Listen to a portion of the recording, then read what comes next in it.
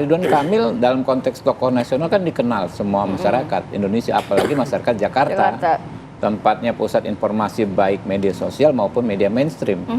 Nggak perlu lagi beliau banyak memperkenalkan diri soal latar belakang kinerjanya, ya. Tapi baru dalam konteks pemerintahan Jakarta.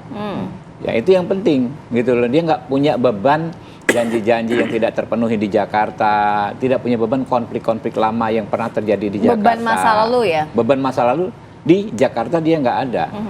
Kalau di Jawa Barat kan masyarakat Jakarta kan melihatnya dari jauh kan ya, melihat prestasi-prestasinya gitu. Jadi lebih menurut saya sosok-sosok seperti Ridwan Kamil ini berpeluang untuk kompetitif setidaknya kalau lawan misalnya. Selain RK adalah nama lain nggak sih kira-kira dari Kim sendiri, Bang? Mungkin ya dari teman-teman ada nama lain, saya susah kalau menyebut satu demi satu, nanti nggak fair juga, nanti yang nggak kesebut agak gimana gitu kan ya. Tapi soalnya sebelah kayaknya udah firm gitu kan. Masuk akal kalau akan ada nama baru. Ya nggak perlu, saya katakan ke teman-teman di Kim ya, kita nggak perlu khawatir kok misalnya memulai dari nol untuk sosialisasi. Jakarta ini kan cuma berapa ribu hektar ya, luasnya kecil sekali, nggak kayak misalnya Sumatera Barat ya.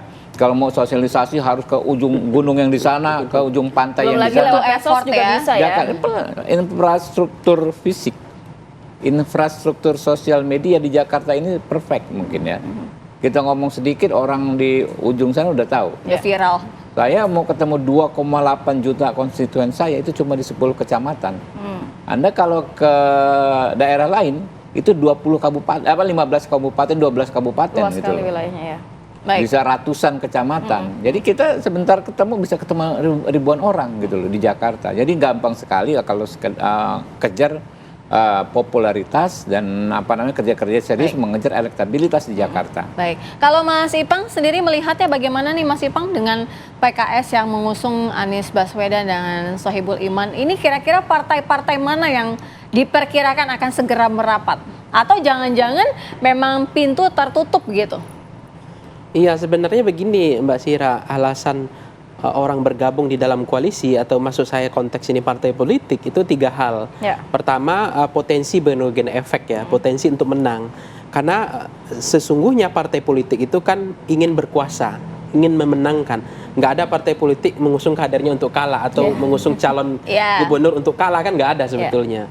Nah, sejauh mana potensi dua sosok ini, karena ini bicara pilkada itu bicara sosok, bukan bicara partai pengusung, ketokohan. Walaupun memang instrumen partai pengusung nggak bisa dianggap kita buang begitu saja, karena DNA center of kandidat atau based on-nya personalisasi kandidat itu DNA-nya besar.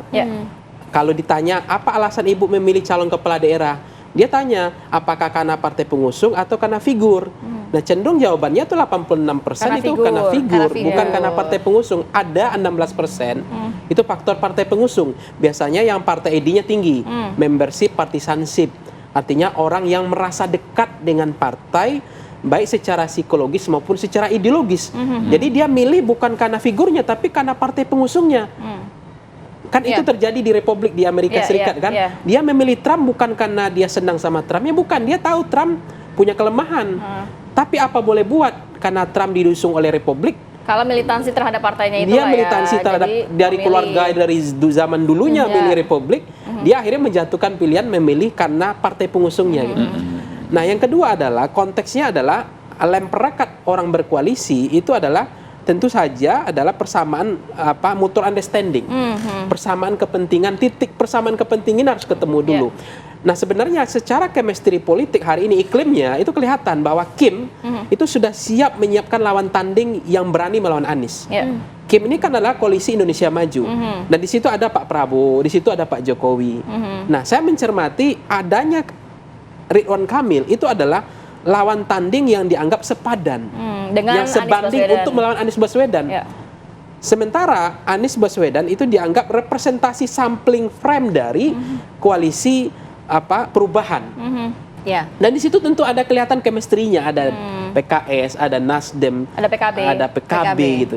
Nah, jadi ada orang mengatakan, oh ini nggak ada residu pilpres, tapi ada juga yang mengatakan sebagian, Di oh ini Pilkada masih Jakarta ada residu ada. pilpres ke DKI. Ya gitu. bikin penasaran kalau residu pilpres juga terjadi di Pilkada Jakarta begitu ya. Kim, kemudian juga ada PKB, PKS dan juga Nasdem. Lantas apakah ada poros ketiga? PDIP nanti akan kemana? Lebih berat ke PKS kah atau ke Kim ya nih? Itu sepanjang pertama kan ketika kita tanya apa alasan orang memilih calon gubernur tadi ya, itu kan pertama sampai sejauh ini mereka belum menentukan pilihan.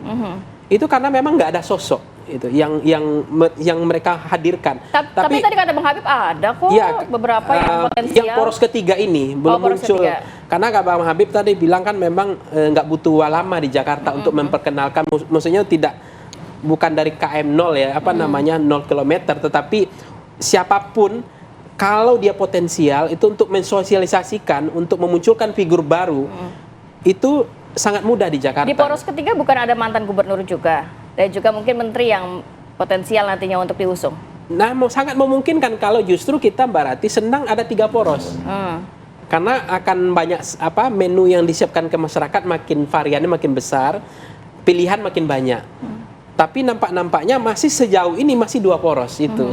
Nah, apakah kemudian tadi ada Anies dengan Sohibul Iman, Anies dengan Kaisang, kemudian tadi ada juga Ridwan Kamil dengan Kaisang, atau Ridwan Kamil nanti dari kadernya Gerindra, atau Ridwan Kamil nanti dari kadernya Golkar, atau Ridwan Kamil nanti dari kadernya partai pengusung di Kim itu sendiri gitu. Nah, sejauh yang kita cermati memang 2 sosok ini yang belum ada lawan tandingnya gitu. 2 inilah baik Anies maupun Ridwan Kamil. Nah, pertanyaannya adalah partai-partai belum siap untuk menyiapkan poros ketiga, lebih banyak menyodorkan wakilnya, kadernya sebagai pendamping Anies maupun pendamping Ridwan Kamil. Itu yang terjadi. Baik.